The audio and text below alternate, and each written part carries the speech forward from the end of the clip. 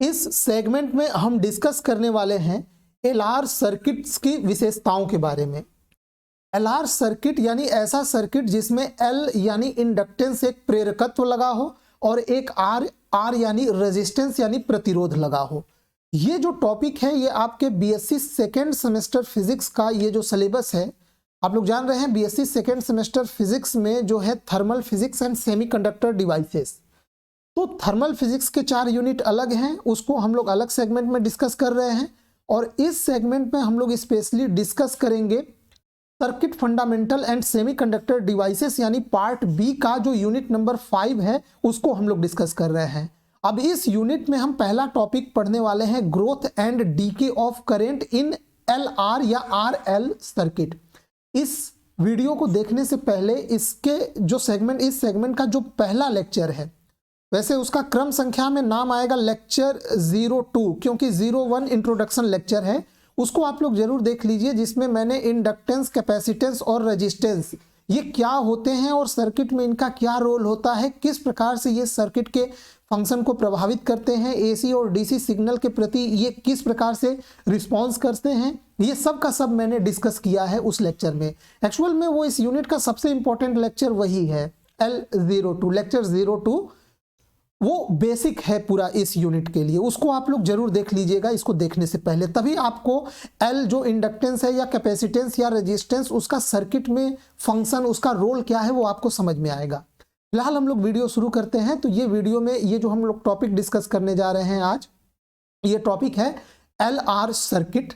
अब ये जो एल आर सर्किट की विशेषता का मतलब क्या हुआ, एक ऐसा सर्किट जिसमें एक इंडक्टेंस और एक रेजिस्टेंस लगा हो, तो अब उसमें सर्किट में क्या हो सकता है, एल के अक्रॉस या तो करंट का ग्रोथ हम डिस्कस करेंगे या तो करंट का डीके डिस्कस करेंगे। यही दो विशेषताएं हमें डिस्कस करनी है। यानी ग्रोथ का मतलब होता है एल, सर्किट में जो इंडक्टेंस लगा है उसमें करंट का ग्रोथ किस प्रकार से हो रहा है, और डीके का मतलब होता है उसमें से करंट का डीके किस प्रकार से हो रहा है।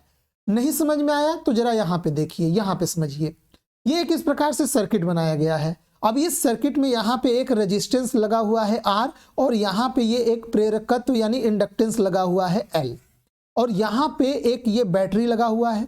अब ये बैटरी अभी पूरी तरह से जुड़ा नहीं है, यहाँ पे आपको 3 की दिखाई दे रहा है, पी, एस और आर। अब हमें इसमें 2 चीजें पढ़नी है। पहला कि ये जो सर्किट में एल लगा हुआ है इंडक्टेंस, जब मैं इस बैटरी को इससे कनेक्ट कर दूंगा, पी को मैं एस से जोड़ दूंगा, तो यानी ये बैटरी सर्किट से जुड़ गया, तो अब यहां से जो करंट निकलेगा वो करंट इस एल में जाएगा इंडक्टेंस के थ्रू, और इस इंडक्टेंस में करंट का ग्रोथ यानी करंट बढ़ना शुरू हो जाएगा। तो वो जो करंट का ग्रोथ होगा इस इंडक्टेंस के थ्रू, इस इंडक्टेंस में उसका नेचर क्या होगा, उसकी प्रॉपर्टी क्या होगी, उसकी गुण क्या होगा, मतलब वो जो करंट का ग्रोथ होगा वो लीनियर होगा कि एक्सपोनेंशियल होगा कि क्वाड्रेटिक होगा, किस नेचर का होगा, उसी को हमें डिस्कस करना है। और एक मैथमेटिकल इक्वेशन हम डिराइव करेंगे कि एलआर सर्किट में एल के अक्रॉस जो करंट का ग्रोथ होता है, करंट का जो बढ़ना होता है, वो इस फंक्शन के थ्रू कैरी आउट होता है, उसकी विशेषताएं ये होती है। यही हमें इस टॉपिक में डिस्कस करना है।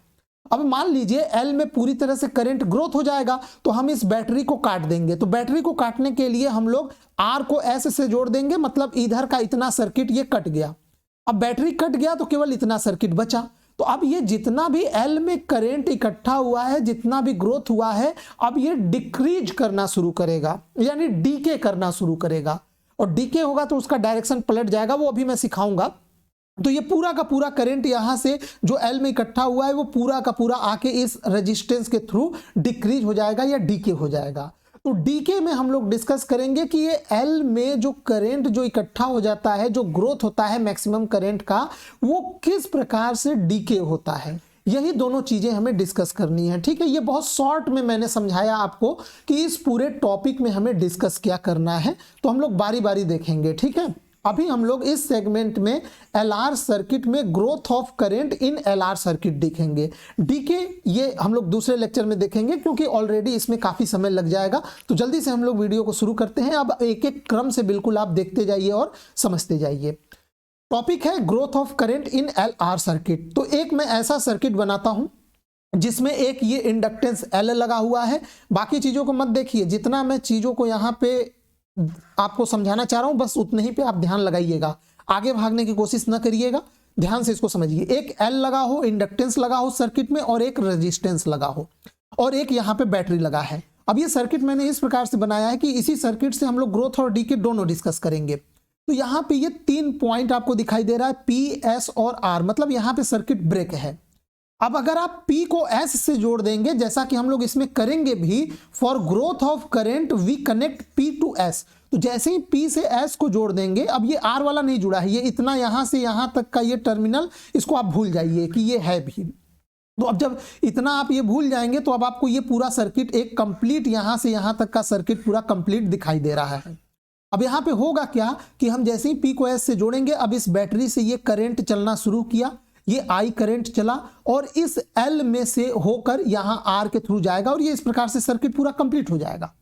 पर L के विशेषताओं को मैंने पिछले लेक्चर में डिस्कस किया था, वो वीडियो जरूर देखिएगा, मैं बार बार आपसे रिक्वेस्ट कर रहा हूं। तो L क्या करेगा, अब आप L का फंक्शन मैंने उसमें बताया है। L क्या करेगा, ये चूंकि इंडक्टेंस है, L है, जैसे ही इसमें से करंट यहां से गुजरना शुरू करेगा, ये अपने अंदर एक प्रेरित धारा पैदा करेगा और वो प्रेरित धारा इस धारा के विपरीत दिशा में होगा।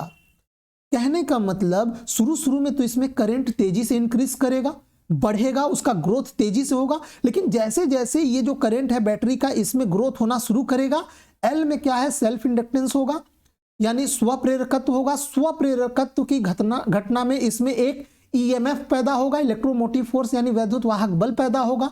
वह वैद्युत वाहक बल इस प्रकार से पैदा होगा कि उस वैद्युत वाहक बल के कारण इसमें एक प्रेरित धारा पैदा होगा और वो प्रेरित धारा इस पहले से जो इसमें धारा बह रही है उसकी विरोध करेगा, यानी कहीं ना कहीं कुछ समय बाद ये करंट का अपोज करना शुरू कर देगा। यानी शुरू में करंट तेजी से ग्रोथ होगा, लेकिन जैसे जैसे प्रेरित धारा का मान बढ़ता जाएगा ये इस करंट का अपोज करना शुरू होगा, यानी ग्रोथ का जो रेट है वो धीरे धीरे डाउन होने लगेगा। ठीक है, और फिर यहां पे इसी का हमें पूरा थ्योरी डिस्कस करना है, माने इसी जो अभी मैंने आपको पूरा बताया लैंग्वेज में, उसी को हम लोग मैथमेटिकल फॉर्म में डिस्कस करेंगे। तो अगर अब देखिए यहां पे ये करंट यहां से चला, तो इस करंट के कारण इस L, इस इंडक्टेंस L के सिरों पर कितना विभवांतर पैदा होगा, वो पैदा होगा VL = L di/dt। अब मैं ये यहां पे नहीं डिस्कस करूंगा, इसके लिए आप लोग पिछला लेक्चर जरूर जाके देखिए, वहां पे आपको समझ में आएगा कैसे L के क्रॉस इतना विभवांतर या विभवांतर ही इसको बोलिए या EMF भी बोल सकते हैं, इतना ये डेवलप होगा। इस करंट की, ये जो करंट बह रहा है इसके कारण इतना विभव डेवलप होगा इस L के दोनों सिरों के अक्रॉस, और इसी करंट I के कारण ये जो रेजिस्टेंस है, इस रेजिस्टेंस के दोनों सिरों के अक्रॉस वोल्टेज पोटेंशियल डिफरेंस या विभवांतर कितना पैदा होगा, वो होगा I × R। तो रेजिस्टेंस में तो आप जानते हैं V = I × R होता है, इतना विभवांतर पैदा होगा इस धारा के कारण, इस बैटरी से निकलने वाली धारा के कारण इस रेजिस्टेंस R के सिरों के अक्रॉस इतना विभवांतर पैदा होगा और L के अक्रॉस इतना विभवांतर पैदा होगा। ठीक है, अब इसको यहां पे याद रखिए, ये सर्किट हमारा यहां पे पूरा हो गया। अब देखिए, मान लीजिए इस सर्किट में शुरू में ये L ना होता, L हमने ना लगाया होता, केवल R होता, तो इस सर्किट में जो भी करंट बहता वो मैक्सिमम होता और उस मैक्सिमम करंट को हम लोग मान लेते हैं I0। अब ये जो बैटरी है, इस बैटरी का विभवांतर यूं कह लीजिए या इसका वैद्युत वाहक बल E है। तो जब L ना होता तो जो मैक्सिमम इस सर्किट में धारा बहता वो कितना हो जाता, वो E/R बहता। इसी को हम लोग बोलेंगे maximum steady current. Maximum steady current तभी निकलेगा जब सर्किट में L ना हो, यानी L जब सर्किट में ना होता और ये सीधा केवल R इसमें जुड़ा होता, तब जो इस सर्किट में धारा बहता वो मैक्सिमम होता। जैसे मान लीजिए इसमें धारा 10 एम्पियर की बह रही है, अगर L ना होता तो ये पूरा का पूरा 10 एम्पियर का इसमें धारा बहता और यही मैक्सिमम धारा होता। लेकिन जैसे ही हम L लगाएंगे, मैंने बोला कि L का फंक्शन ही इस प्रकार से होता है कि उसमें एक प्रेरित धारा, मान लीजिए प्रेरित धारा 2 एम्पियर का बहा, तो अब ये 2 एम्पियर का प्रेरित धारा इस धारा के विपरीत दिशा में है, तो नेट में धारा आपको केवल 8 ही एम्पियर मिला, यानी धारा घट गया। समझ में आया? यानी जब L सर्किट में होता है तो वो कहीं ना कहीं धारा को रेजिस्ट करता है, धारा के रास्ते में एक प्रतिरोध पैदा करता है। प्रतिरोध ये भी पैदा करता है, लेकिन L का जो प्रतिरोध होता है वो एक तरह से कहिए कांस्टेंट नहीं होता है, वो फ्रीक्वेंसी पे भी निर्भर करता है और समय के साथ भी वो उसमें चेंजेस करता है। तो कहने का मतलब ये हुआ कि जब L होगा तो सर्किट में जो धारा बहेगा वो मैक्सिमम नहीं होगा। मैक्सिमम धारा हमें जानने के लिए सर्किट से L को हटाना होगा। जैसे ही आप L हटाएंगे तो जो उस समय जो धारा होगा सर्किट में वही आपका मैक्सिमम स्टेडी करंट कहलाएगा और वो I नॉट बराबर E बाई R होगा। इसको इक्वेशन नंबर 1 मान लीजिए। इसका प्रयोग अभी हम लोग बाद में करेंगे। अब देखिए यहां पे मान लीजिए इस बैटरी का वोल्टेज है 15 वोल्ट का बैटरी है। अब ये 15 वोल्ट यहां से चला तो कुछ वोल्टेज डिफरेंस इसके क्रॉस पैदा हो जाएगा। मान लीजिए 8 वोल्ट यहां पे वोल्टेज डिफरेंस पैदा हुआ और यहां पे जो बचा हुआ है 7 वोल्ट, अब वो यहां पे हो जाएगा। यानी 15 वोल्ट बराबर ये 7 प्लस 8 कितना होगा, 15 वोल्ट होगा। कहने का मतलब ये 15 वोल्ट जब यहां से चला तो कुछ वोल्टेज ये L खा गया। कितना वोल्ट खा गया, 8, और बचा हुआ वोल्टेज ये रेजिस्टेंस खा गया 7 वोल्ट। तो E बराबर VR प्लस VL हो जाएगा। सिंपल हम लोग नियम लगाते हैं। तो यहां से देखिए एक इक्वेशन हमारा बनेगा कि E is equal to E, अच्छा ये I नॉट मैक्सिमम करंट है और I है, I कोई भी करंट है जो किसी भी पर्टिकुलर टाइम पे सर्किट में बह रहा है। अब यहां पे E is equal to EMF E is equal to VR plus VL। अब VR का मान यहां से रख दीजिए। VR इज इक्वल टू क्या हो जाएगा, I इंटू R, और VL का मान ये इतना होता है, ये जो वोल्टेज डिफरेंस क्रिएट होता है L के क्रॉस वो L into DI by DT होता है। यहां से आप इसको इस डायरेक्शन में ले जाइए और यहां से ये एक इक्वेशन बन गया। ये सिंपल है बिल्कुल, मैं बस इक्वेशन को रीअरेंज कर रहा हूं। तो यहां से आप DT का मान निकालिए सॉरी DT का मान निकालेंगे तो ये L DI बाई ये हो जाएगा E माइनस IR, इतना आ गया। अब हमें क्या करना है, हमें करंट और समय के बीच में रिलेशन निकालना है। अपना मेन ऑब्जेक्टिव मत भूलिएगा कि सर्किट किस प्रकार से जो L है, जो इंडक्टेंस लगा हुआ है, जो प्रेरकत्व लगा है, उसमें धारा समय के साथ कैसे बढ़ रहा है। एक एक्सिस पे समय रहेगा, दूसरे एक्सिस पे धारा। क्या समय के साथ धारा L के अक्रॉस जो L है उसमें धारा का ग्रोथ, जो करंट का ग्रोथ है वो लीनियर हो रहा है कि एक्सपोनेंशियल हो रहा है कि क्वाड्रेटिक हो रहा है, या एक्सपोनेंशियल किस नेचर का करंट L के अक्रॉस मिल रहा है, वही हमें फाइंड आउट करना है। यानी हमें करंट I और टाइम T में एक रिलेशन निकालना है। तो अब इसको इंटीग्रेट करते हैं। तो इंटीग्रेट करते हैं तो dt का इंटीग्रेशन t हो जाएगा। अब यहाँ पे देखिए ये इंटीग्रेशन किस प्रकार का है, ये 1/x dx टाइप का इंटीग्रेशन है। तो वो आप लोग जानते हैं इसका इंटीग्रेशन क्या होता है, log x होता है बेस e। तो यहाँ पे देखिए ये हो जाएगा log इतना पार्ट पूरा x मानिए, तो ये हो गया इतना log बेस e x। अब चूंकि x के जगह यहाँ पे e माइनस IR है, तो एक बार इसका भी हम लोग क्या करेंगे, इसका हम लोग यहाँ पे बटे में डिफरेंशिएशन किया जाता है। आप इंटीग्रेशन का ये नियम जानते हैं। तो यहाँ पे इधर देखिए इंटीग्रेशन किस पे है, ये DI है और इधर DT है। तो I के सापेक्ष में एक बार इसको बटे में करके डिफरेंशिएट करेंगे तो क्या आएगा, माइनस R आएगा। यही माइनस R मैंने यहाँ पे लिख दिया है। अब लोग इसको एक बार करिएगा, log इतना होगा, फिर इसका बटे में डिफरेंशिएशन करेंगे तो ये माइनस R आएगा। E तो कांस्टेंट है, बैटरी का EMF मान लीजिए 15 वोल्ट की बैटरी है तो वो तो कांस्टेंट ही बना रहेगा, वो थोड़ी वेरिएबल होगा। तो इसका डिफरेंशिएशन 0 माइनस ये I चला जाएगा, ये R आएगा, तो माइनस R इतना आएगा। और L वो भी कांस्टेंट है, वो भी उसी तरह रहेगा, प्लस एक कांस्टेंट ऑफ इंटीग्रेशन C। अब यहाँ पे बस ये इक्वेशन को यहाँ पे हम लोग इसको इक्वेशन नंबर 2 मान लेते हैं। C जो है वो कांस्टेंट ऑफ इंटीग्रेशन है, हमें इसका मान निकाल के वापस इस वैल्यू को पुट करना होगा। तो इसके लिए हम लोग इनिशियल कंडीशन यूज करेंगे। तो इनिशियल कंडीशन यानी जब समय 0 था, जब t बराबर 0 था तो L के क्रॉस बहने वाली धारा भी कितनी थी, 0 थी। जब समय 0 था, शुरुआत में जब सर्किट जस्ट हमने कनेक्ट किया था तो उस समय L में धारा, इंडक्टेंस के क्रॉस धारा का ग्रोथ 0 था, I इक्वल टू 0 था। तो इस इनिशियल कंडीशन को हम रखते हैं। जब t बराबर 0 था तो यहाँ पे I बराबर 0 था। तो जैसे हम यहाँ पे I रखेंगे तो आपको देखिए एक C का मान निकल जाएगा, कांस्टेंट ऑफ इंटीग्रेशन, वो आएगा L/R log बेस E, और यहाँ पे कैपिटल E बैटरी का EMF। अब इस वैल्यू को हम लोग वापस ले जाके इक्वेशन नंबर 2 में पुट कर देते हैं तो एक आपको ये इक्वेशन नंबर 2 मिला। अब यहाँ पे ये देखिए log को थोड़ा अरेंज करिए, माइनस L/R कॉमन लीजिए, तो यहाँ पे ये देखिए log this minus log this, ये log A माइनस B का फॉर्मूला बना रहा है। तो log A माइनस B बटे log equal to log A by B। तो यहाँ पे ये हो जाएगा log E माइनस IR और बटे में ये हो जाएगा E। सिंपल कैलकुलेशन है, इसमें कोई दिक्कत नहीं होगा अब आप लोगों को। तो यहां से हम लोग किसका मान निकालेंगे, यहां से देखिए ये इसको हम लोग इस साइड लाते हैं और ये वाला टर्म उस साइड, फिर यहां पे क्या करिए दो इस साइड से लॉग को भेजिए दूसरे साइड, तो लॉग को जब हटाएंगे तो यहाँ पे बेस ई है तो ये सभी का सभी ई के पावर में चला जाएगा। आई थिंक ये लॉग का आप बेसिक प्रॉपर्टी जानते होंगे, अगर लॉग यहाँ पे बेस 10 और यहाँ पे x बराबर मान लीजिए y है, तो आप जानते हैं कि अगर लॉग आप हटाएंगे तो ये क्या बनेगा, x इक्वल टू यहाँ बेस 10 है तो 10 टू द पावर y बनेगा। अगर यहीं पे बेस e है तो दोनों साइड से आप लॉग हटाएंगे, बेस e है तो ये x इक्वल टू अब यहाँ पे e to the power y आएगा। यही चीज यहाँ पे यूज किया गया है लॉग के इस बेसिक प्रॉपर्टी का, और ये पूरा इक्वेशन आ गया exponential.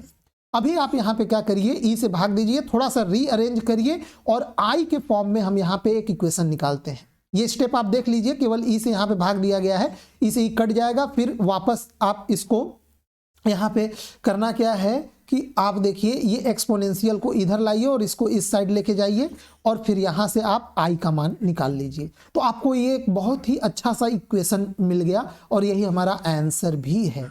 I is equal to E by R 1 minus E to the power minus R E to the power minus R by L into T, यानी ये करेंट और टाइम के बीच में एक रिलेशन बता रहा है कि किस प्रकार करेंट टाइम के साथ बढ़ रहा है, ग्रोथ हो रहा है, और ये आप देख पा रहे होंगे ये एक्सपोनेंशियल रिलेशन बता रहा है।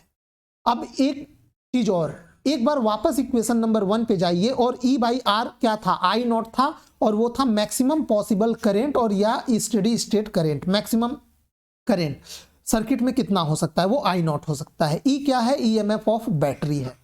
अब यहां से आप E बाई आर के जगह यहां पे आई नॉट कर सकते हैं, तो यहां पे एक बहुत अच्छा सा रिलेशन मिल गया, I is equal to I not bracket में 1 minus E to the power minus R by L into T. यही मैथमेटिकल इक्वेशन हमें डिराइव करना था। ये इक्वेशन बताता है कि कोई LR सर्किट है, उस सर्किट में जो करंट है वो समय के साथ किस प्रकार से बढ़ रहा है, किस प्रकार से करंट का ग्रोथ समय के साथ हो रहा है। तो आइए इसका ग्राफ बनाते हैं, ग्राफ से ये चीजें क्लियर होंगी।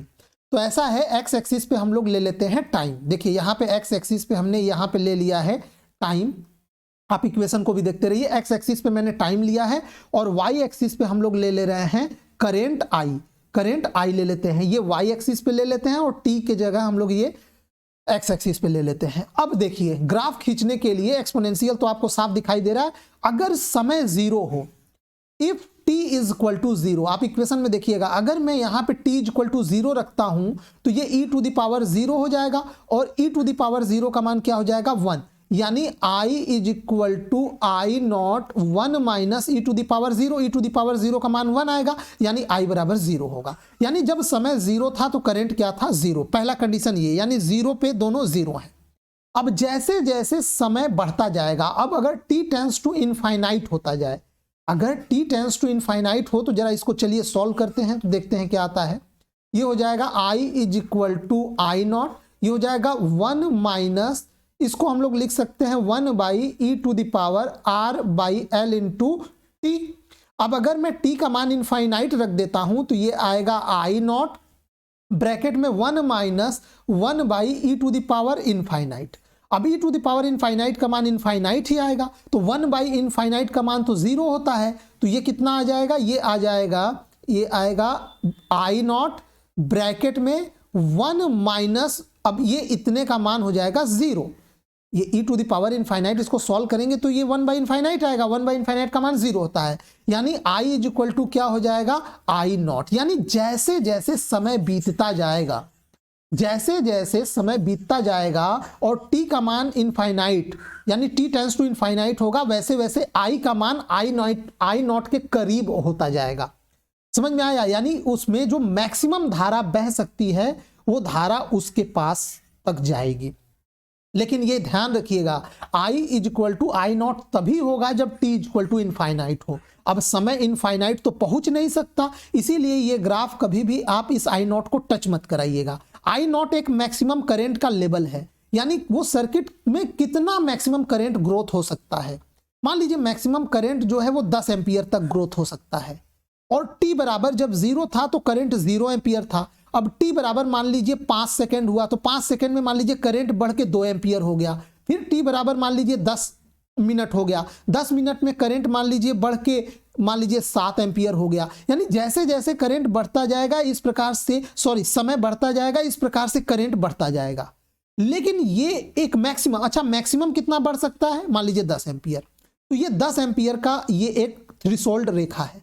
अब जब समय इनफाइनाइट होगा यानी t इनफाइनाइट होगा तब जाके ये I equal to I not होगा। यानी ये जो ग्राफ है कभी भी आई नॉट में जाके टच नहीं करेगा। थोड़ा सा ये यहाँ पे आप ये गैपिंग रखिएगा, ये टच तभी करेगा जब t इनफाइनाइट हो, और t इनफाइनाइट हम लोग टेक्निकली ग्राफ पे दर्शा नहीं सकते। तो ये इस प्रकार से ये इसका ग्राफ है, और ये ग्रोथ का ये इस प्रकार से नेचर है कि सर्किट में किस प्रकार से करंट का ग्रोथ हो रहा है। आई होप आपको ये बहुत अच्छे से समझ में आ गया होगा ग्राफ, ठीक है। अभी हम लोग आगे चलते हैं क्योंकि इसमें कुछ ऐसे टेक्निकल पैरामीटर्स डिफाइन करने हैं जो आपके एग्जाम में पूछे जाते हैं। अभी तक तो ये इसकी बेसिक थ्योरी हुई, एमसीक्यू टाइप के पैटर्न में अब इसके आगे वाले पार्ट से ही पूछा जाएगा। टाइम कांस्टेंट क्या होता है? देखिए हर सर्किट का एक चार्जिंग या डिस्चार्जिंग या ग्रोथ या डीके का एक टाइम कांस्टेंट होता है। टाइम कांस्टेंट एक टाइम इंटरवल होता है, उसको किस प्रकार से डिफाइन करते हैं वो अभी मैं इसी के साथ आगे डिस्कस करूंगा। पहले आप थोड़ा सा ये यहाँ पे आइए वापस उसी इक्वेशन पे, ये इस चीज को ध्यान दीजिएगा। एक्सपोनेंशियल में जो ये टर्म है -r/l इंटू टी है। अब यहाँ पे हम लोग एक पैरामीटर डिफाइन करेंगे। हियर जो l/r होता है, जब आप l/r का आप मात्रक और वीमा निकालेंगे तो पता चलेगा ये टाइम का इसका डायमेंशन आता है। यानी इसका मात्रक सेकेंड आएगा और इसका डायमेंशन जो आएगा, मात्रक इसका सेकेंड आता है और जो डायमेंशन आएगा वो टी। यही सबसे ज्यादा एग्जाम में पूछा जाता है कि LR सर्किट का जो टाइम कांस्टेंट होता है वो क्या होता है, वो होता है L/R। कभी कभी पूछा जाता है कि L/R का मात्रक क्या होगा, तो वो होगा सेकेंड। कभी कभी पूछा जाता है L/R का वीमा क्या होगा, तो वो होगा टाइम। कभी कभी इसी का उल्टा पूछ देता है R/L का मात्रक क्या होगा, तो वो होगा प्रति सेकेंड, और उसका डायमेंशन पूछेगा तो T⁻⁻1 होगा। कहने का मतलब जो LR सर्किट होता है उस LR सर्किट में L/R का जो क्वांटिटी है उसको बोला जाता है टाइम कांस्टेंट या फिर इंडक्टिव टाइम कांस्टेंट।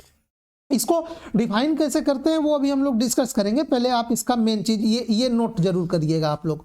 तो यहाँ पे हम मान लेते हैं कि let L/R equal to lambda. Lambda हमारा टाइम कांस्टेंट है, तो यहाँ पे वही इक्वेशन सिंप्लीफाई हो जाएगा। I equal to I not 1/1 minus e⁻t/λ। ध्यान रहे ये e⁻−r/l इंटू टी था, तो आपने L/R को लैम्डा माना है, तो ये जब भी आएगा ये t/λ आएगा जब इसको हटाएंगे, ठीक है। तो यहाँ पे ये आ गया। अब यहां से भी आप समझ सकते हैं कि लैम्डा का जो डायमेंशन होगा वो टाइम का ही होगा, क्योंकि ऊपर टाइम है, टाइम टू टाइम ये डायमेंशन कट जाएगा, और एक्सपोनेंशियल के पावर में तो हमेशा डायमेंशन लेस क्वांटिटी ही होना चाहिए। तो यहाँ पे अब हम लोग डिफाइन करेंगे कि टाइम कांस्टेंट होता क्या है। तो मान लेते हैं let t is equal to lambda बराबर L/R। इसको अच्छे से समझिए, लास्ट तक आपको अच्छे से समझ में आ जाएगा। अगर मैं मान लेता हूं कि t बराबर लैम्डा है, लैम्डा देखिए टाइम कांस्टेंट है, कोई सेकंड कोई समय होगा, मान लीजिए 10 सेकंड हो गया, 15 सेकंड, कोई ना कोई एक समय होगा लैम्डा बराबर। तो मान लेते हैं t इक्वल टू लैम्डा बराबर L/R। तो जरा इस इक्वेशन में t बराबर लैम्डा रखिए। तो जैसे ही आप इस इक्वेशन में t बराबर लैम्डा रखेंगे तो ये लैम्डा से लैम्डा कैंसिल आउट होगा और ये आएगा e⁻⁻1। अब ये e⁻⁻1 को हम लोग 1/e लिख सकते हैं। अब यहाँ पे एक्सपोनेंशियल का मान लगभग 2 से 3 के बीच में होता है, और हम लोग अप्रोक्सीमेटली इसका मान अगर ले तो वो 2.7 के आसपास लेते हैं। तो जब आप इसको सॉल्व करेंगे तो ये आएगा I equal to 0.63 I not, या फिर कभी कभी इसी को लिखा जाता है 2/3 I नॉट। अब इसका मतलब क्या हुआ, इसको जरा अच्छे से समझिए। इसका मतलब हुआ कि जब हमने, देखिए अच्छे से समझिएगा क्योंकि यहीं से टाइम कांस्टेंट का परिभाषा बनेगा, ध्यान दीजिए। इसका मतलब हुआ कि जब हमने t बराबर लैम्डा मैंने रखा, यानी जब समय टाइम कांस्टेंट के बराबर रखा, तो I बराबर क्या आ रहा है, I बराबर आ रहा है 0.63 I नॉट। अब देखिए इसको समझिए, यानी टाइम कांस्टेंट किसी भी LR सर्किट का टाइम कांस्टेंट लैम्डा वह समय होता है जितने समय में उस सर्किट में वैद्युत धारा अपने अधिकतम मान का 0.63 गुना बढ़ जाता है। मैं फिर से बता रहा हूं, या परसेंटेज में चलिए इसको समझते हैं। जैसे ये 63% आएगा, तो देखिए किसी भी एलआर सर्किट का टाइम कांस्टेंट लैम्डा वह समय होता है जितने समय में उस सर्किट में धारा 0 से 63% तक बढ़ जाती है। यही उस सर्किट का टाइम कांस्टेंट कहलाता है। यानी किसी सर्किट का टाइम कांस्टेंट अगर 1 मिनट है तो 1 मिनट में उस सर्किट में धारा अपने अधिकतम मान का 63% तक बढ़ जाएगा। यही उस सर्किट का टाइम कांस्टेंट कहलाता है। तो यहां से ये हो जाएगा, hence the time constant lambda of A LR circuit is the time in which the current increases from 0 to 2/3 यानी 60% of its maximum possible value I not. अब इसका ग्राफ से समझ लेते हैं हम। यहां पे देखिए ग्राफ, हमने इसका 2 ग्राफ बनाया हूं। अच्छा पहले एक समझिए वरना कंफ्यूज हो जाएंगे। तो एक्स एक्सिस पे अगेन यहां पे टाइम ही रहेगा, एक्स एक्सिस पे टाइम और वाई एक्सिस पे टाइम, करेंट। अब एक मैक्सिमम एक हम लोग थ्रेशोल्ड लाइन यहां पे खींच देते हैं आई नॉट, क्योंकि मैक्सिमम जो करंट बढ़ सकता है एलआर सर्किट में वो तो आई नॉट ही बढ़ सकता है, वही मैक्सिमम करंट है।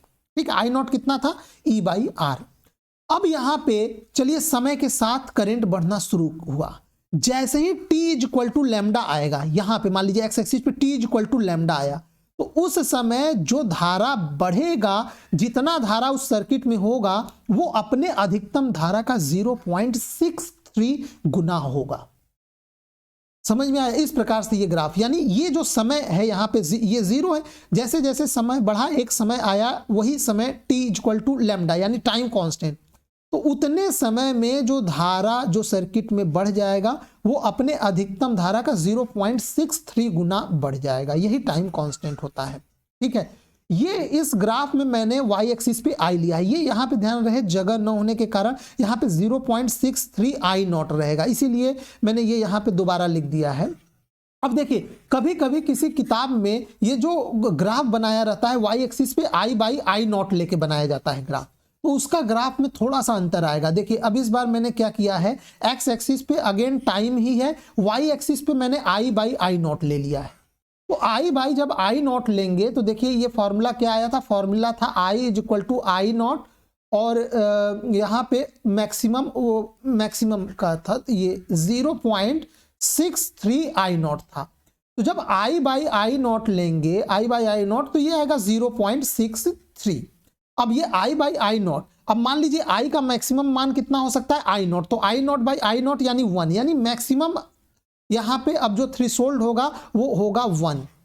जब I/I नॉट लेंगे तो यहाँ पे मैक्सिमम कितना, ये I/I नॉट का मान हो सकता है 1, क्योंकि I का मैक्सिमम मान तो I नॉट हो सकता है ना। तो जब ये मैक्सिमम रखेंगे, एक बार इसको मत देखिए, अलग से देखिए, देखिए I/I नॉट का मैक्सिमम मान कितना हो सकता है, 1 ही हो सकता है जब I बराबर I नॉट हो जाए, और मिनिमम मान 0 हो सकता है। तो यानी मिनिमम 0 से लेके मैक्सिमम 1 तक धारा बढ़ सकती है, I/I नॉट बढ़ सकता है। अब यहाँ पे जैसे ही t बराबर लैम्डा टाइम कांस्टेंट के बराबर होगा तो उस सर्किट में जो करंट फ्लो होगा वो कितना होगा, फ्रैक्शन में I/I नॉट 0.63 होगा। अब यहाँ पे I नॉट मत लगाइएगा, क्योंकि I/I नॉट का ये ग्राफ है, तो यहाँ पे केवल 0.63 लेंगे। तो मेरे ख्याल से आप दोनों ग्राफ में अंतर समझ गए होंगे। जब यहाँ पे I/I नॉट रहेगा तो मैक्सिमम थ्रेशोल्ड 1 होगा, और यहाँ पे जो टाइम कांस्टेंट के अक्रॉस जो यहाँ पे y एक्सिस पे I/I नॉट होगा वो 0.63 होगा। ये ग्राफ कभी कभी कुछ किताबों में ये वाला भी ग्राफ होता है। अब इसको जल्दी से हिंदी में देख लेते हैं। तो किसी एलआर परिपथ का इंडक्टिव टाइम कांस्टेंट यानी प्रेरकीय समय नियतांक लैम्डा वह समय होता है जितने समय में एलआर परिपथ में वैद्युत धारा I अपने अधिकतम मान I नॉट का 0.63 गुना यानी 63% हो जाता है। वही उस सर्किट का टाइम कांस्टेंट कहलाता है। इसको आप लोग अच्छे से याद रखिएगा, यही क्वेश्चंस पूछे जाते हैं एग्जाम में। आई होप आपको ये समझ में आ गया होगा। नहीं समझ में आया तो आप ये वीडियो दोबारा रिवाइंड करके एक एक पॉइंट अच्छे से सुनिएगा और पॉज करके नोट्स बनाइएगा, आपको सारी चीजें अच्छे से समझ में आ गई होंगी।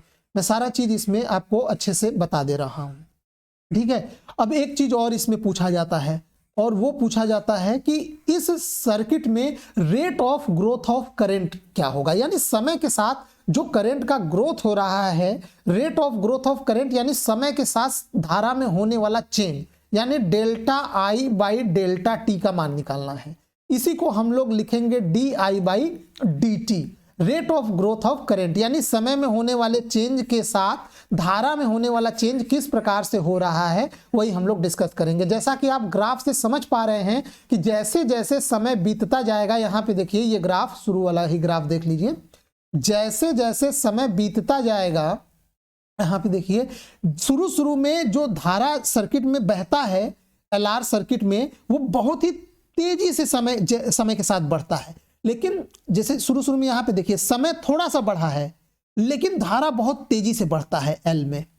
लेकिन जैसे जैसे समय बीतता जाएगा, वो धारा का बढ़ने का जो रेट है वो स्लो होता जाएगा, स्लो, बिल्कुल स्लो होता जाएगा समय के साथ। ऐसा क्यों होता है वो मैंने बताया है शुरू में, आपने गौर किया होगा। एल जैसे जैसे धारा बढ़ेगा तो एल का जो प्रॉपर्टी होता है, एल का जो प्रॉपर्टी होता है फैराडे का लॉ और सेल्फ इंडक्टेंस के कारण, स्वप्रेरकत्व के कारण और फैराडे का लॉ अप्लाई करेंगे तो इसमें, और लेंज का भी नियम, ये तीनों अप्लाई करेंगे तो इसमें एक प्रेरित धारा पैदा होती है जो इस धारा का विरोध करती है। यानी समय के साथ प्रेरित धारा का मान जब बढ़ता जाएगा तो जो इसमें बैटरी वाले धारा का ग्रोथ है वो ग्रोथ कम होता जाएगा, क्योंकि ये प्रेरित धारा इस धारा का विरोध करेगा। ठीक है, इसके लिए आप लोग लेक्चर को शुरू से देखिए और पिछला लेक्चर जरूर देख लीजिएगा जो L02 है, मोस्ट इंपॉर्टेंट है। तो वही हम लोग rate of growth of current निकालने वाले हैं कि समय के साथ rate of growth of current D i by d t वो क्या होगा। ठीक है, तो यहाँ पे देखिए ये आपका इक्वेशन आया था i is equal to I not 1 minus E to the power t by lambda. तो हमें d i by d t निकालना है, तो इसको सिंपली टाइम के रिस्पेक्ट में हम लोग डिफरेंशिएट कर देते हैं। तो आई नॉट तो कांस्टेंट है, आई नॉट उतना ही रहेगा। अब यहाँ 1 का डिफरेंशिएशन 0 आएगा और e to the power minus t by lambda का डिफरेंशिएशन तो वही होगा। फिर उसके बाद हम लोग ये माइनस टी बाई लेमडा को डिफरेंशिएट करेंगे तो यहाँ पे -1 बाई लेमडा आएगा, और वही माइनस लेमडा यहाँ पे मैंने बाहर ले लिया है। आप लोग एक बार इसको ठंडे दिमाग से डिफरेंशिएट करिएगा। अब देखिए ये माइनस और ये माइनस कैंसिल आउट हो जाएगा और यहाँ पे ये एक इक्वेशन आ गया। अब हम लोग क्या करते हैं, थोड़ा सा इस इक्वेशन को अच्छे से अरेंज करते हैं। ये इस प्रकार से ये अरेंज हो गया और यहाँ पे हम लोग लेमडा का मान रखते हैं, लेमडा का मान है L बाई आर। तो ये एक इक्वेशन बन गया D i by d T. अब यहाँ से आपको क्या देखने को मिल रहा है कि जो rate of growth of current है d i by d t वो टाइम कांस्टेंट के इनवर्सली प्रोपोर्शनल होता है। मोस्ट इंपॉर्टेंट रिजल्ट कि जो rate of growth of current है, यानी समय के साथ धारा का जो बढ़ने का जो दर है वो टाइम कांस्टेंट के इनवर्सली प्रोपोर्शनल होता है। टाइम कांस्टेंट जितना ही ज्यादा होगा किसी भी सर्किट का, उसमें धारा का ग्रोथ उतना ही धीरे धीरे होगा। अब टाइम कांस्टेंट किसी का कैसे ज्यादा होगा, जब उसमें L का मान ज्यादा हो, यानी किसी सर्किट में ज्यादा प्रेरकत्व आप लगाएंगे, L का मान ज्यादा होगा, इंडक्टेंस का मान ज्यादा होगा, तो इंडक्टेंस का मान ज्यादा होने से उसका टाइम कांस्टेंट लैम्डा बढ़ जाएगा, और अगर लैम्डा बढ़ गया, उसका टाइम कांस्टेंट बढ़ गया, तो उसमें जो करंट का ग्रोथ है, rate of growth of current है, वो धीरे धीरे होगा। इसका उल्टा भी सही है। किसी सर्किट में आप लो इंडक्टेंस लगाए हैं, यानी प्रेरकत्व जो लगाए हैं, L का मान बहुत कम है, तो कम होने के कारण L का मान, उस सर्किट का टाइम कांस्टेंट कम हो जाएगा, और टाइम कांस्टेंट कम हो जाएगा, लेमडा का मान कम हो जाएगा, तो 1 बाई लेमडा का मान बढ़ जाएगा, यानी D i by d T का मान बढ़ जाएगा, यानी उस सर्किट में करंट का ग्रोथ तेजी से होगा। यही मैंने यहाँ पे लिखा है और इसका ग्राफ भी है। If lambda is high, then rate of growth of current is low। अब देखिए यहाँ पे मैंने 3 ग्राफ बनाया है। ये पहला ग्राफ है। इस ग्राफ को आप देखेंगे तो पाएंगे कि इसका स्लोप क्या है, इसका स्लोप धीरे धीरे बढ़ रहा है, इसका स्लोप धीमा है बाकी के दोनों ग्राफों से। तो इसका स्लोप धीमा होने का मतलब, अब यहाँ पे देखिए y एक्सिस पे I है और x एक्सिस पे t, तो इस ग्राफ का स्लोप आप निकालेंगे तो वो आएगा d i by d t. तो d i by d t जिस ग्राफ का स्लोप कम होगा, और इस ग्राफ का स्लोप कम है और इस ग्राफ का स्लोप देखिए सबसे ज्यादा है। जब यहाँ पे आप स्पर्श रेखा बनाएंगे तो देखिए इसका स्लोप ज्यादा है, यहाँ पे आप स्पर्श रेखा बनाइए तो इसका स्लोप कम है।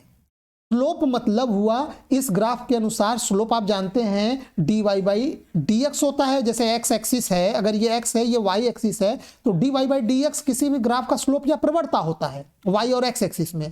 तो y एक्सिस पे i है, x एक्सिस पे t है, तो इसका स्लोप यहाँ पे क्या हुआ dy बाई dt।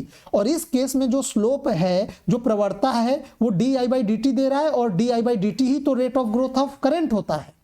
और rate of growth of current, इसका स्लोप चूंकि कम है, तो अगर स्लोप इसका कम है तो इसका मतलब हुआ कि इसका जो टाइम कांस्टेंट है वो ज्यादा होगा, यानी लैम्डा क्या होगा, ज्यादा होगा। ठीक है, क्योंकि rate of growth of current जो डी बाई डी टी है वो इनवर्सली प्रोपोर्शनल टू लैम्डा होता है।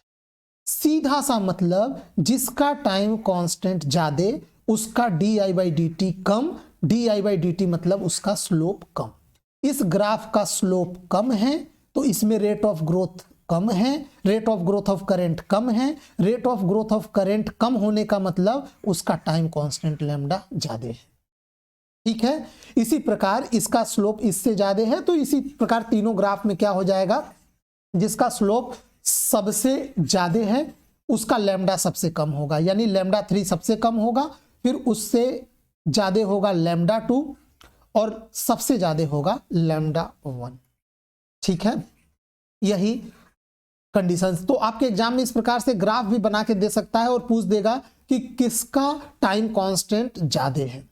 ठीक है, अच्छा, जब इसका ये टाइम कांस्टेंट में है, लैम्डा 1 में है, लेकिन इसका ग्रोथ आप निकालेंगे तो ध्यान रहे इसका ग्रोथ कम होगा, इसका ग्रोथ ज्यादा, और इसमें जो ग्रोथ है वो सबसे ज्यादा होगा। उल्टा रिलेशन होता है, वो आप लोग अच्छे से समझ गए होंगे। एक बार पॉज करके वीडियो को अच्छे से सोचिएगा। तो ये यहाँ पे rate of growth of current और टाइम कांस्टेंट के बीच में रिलेशन हमने देखा। ठीक है, तो यहाँ पे ये टॉपिक पूरा होता है, और इस पूरे टॉपिक में हमने पढ़ा एलआर सर्किट में growth of current in LR circuit. क्योंकि ये वीडियो अब काफी लंबा हो गया है, तो अगले हम लोग लेक्चर में पढ़ेंगे उसी एलआर सर्किट में करंट का डीके कैसे होगा, DK of current in LR circuit. I hope आपको ये वीडियो पसंद आया होगा। वीडियो देखने के लिए आपका बहुत बहुत धन्यवाद।